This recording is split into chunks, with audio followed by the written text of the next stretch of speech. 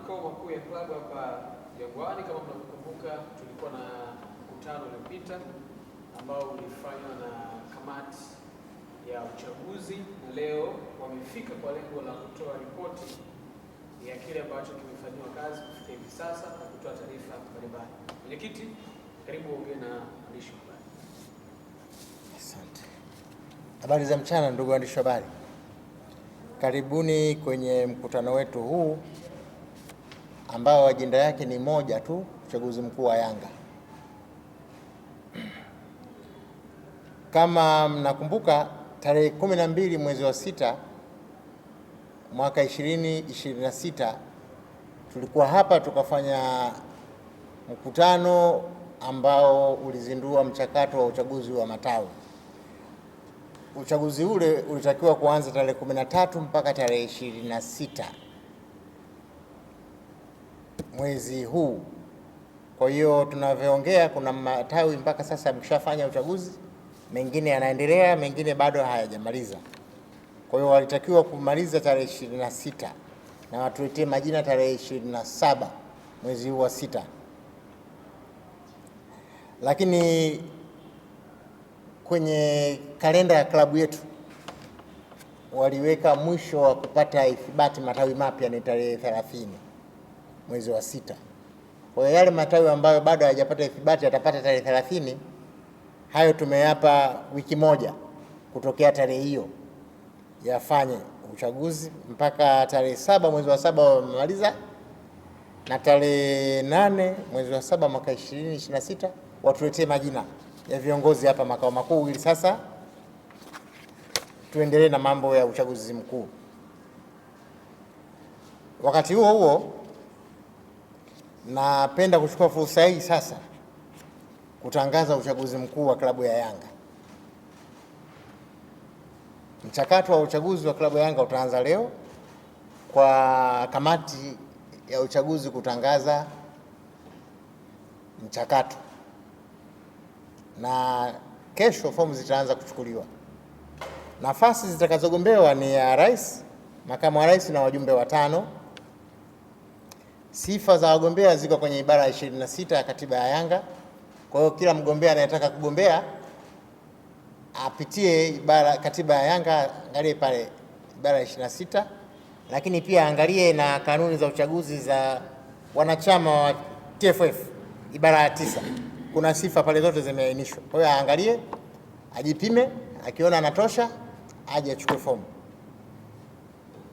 Fomu ya rais itatolewa kwa shilingi 200,000, rais na makamu wa rais kwa shilingi 200,000. Wajumbe wa mkutano mkuu wajumbe wa kamati ya utendaji, fomu ni shilingi 100,000.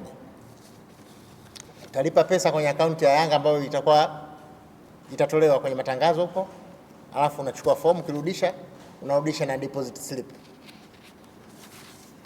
Sasa mchakato wenyewe ni kama ufuatao. Kalenda ya uchaguzi.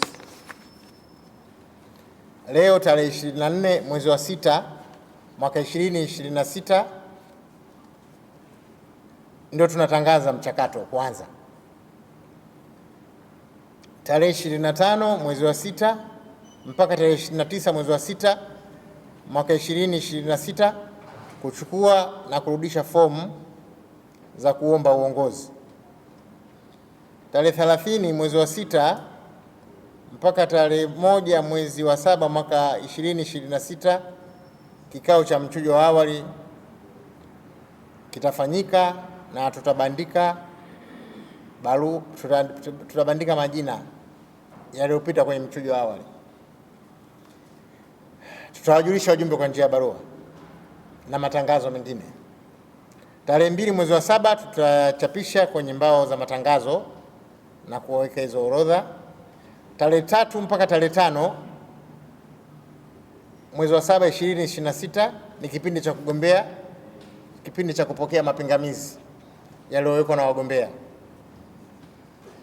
Tarehe 6 mpaka tarehe 8 mwezi wa 7 kamati ya uchaguzi itapitia mapingamizi yote na kufanya usaili kwa wagombea. Tarehe 9 mpaka tarehe 10 mwezi wa 7 kamati ya uchaguzi itatangaza majina ya waliopita kwenye usaili kwenye mbao za matangazo. Tarehe 11 mpaka 13 mwezi wa 7 2026,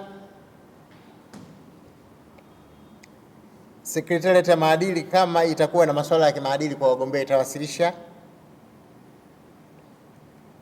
hayo masuala kwenye kamati ya uchaguzi ili tuweze kuyafanyia kazi. Tarehe 14 mpaka 16 mwezi wa 7 ni kipindi cha wagombea kukata rufaa kama hawajaridhika na maamuzi ya kamati ya uchaguzi. Watakata rufaa kwenda kwenye kamati ya uchaguzi ya TFF, sababu kamati hii juu yake kuna kamati ya TFF, ndio rufaa zinakwenda pale. Yaani kamati ya rufaa ya TFF, sio kamati ya uchaguzi ya TFF. Tarehe 17 mpaka tarehe 21 rufaa zitasikilizwa kama zipo huko TFF kwenye kamati ya rufaa ya uchaguzi. Tarehe 22 mpaka 23 mwezi wa 7 wagombea na kamati ya uchaguzi kujulishwa uamuzi wa rufaa na kamati ya rufaa ya uchaguzi ya TFF kama zitakuwepo rufaa. Tarehe 24 mwezi wa 7 kamati ya uchaguzi yetu ya Young Africans itachapisha orodha ya mwisho ya wagombea na kubandika kwenye mbao za matangazo. Tarehe 25 mwezi wa 7 mpaka tarehe 1 mwezi wa 8 ni kipindi cha kampeni kwa wagombea. Tarehe 2 mwezi wa 8 mwaka 2026 ndio siku ya uchaguzi mkuu wa klabu ya Young Africans. Asanteni sana. Naombeni kuwasilisha.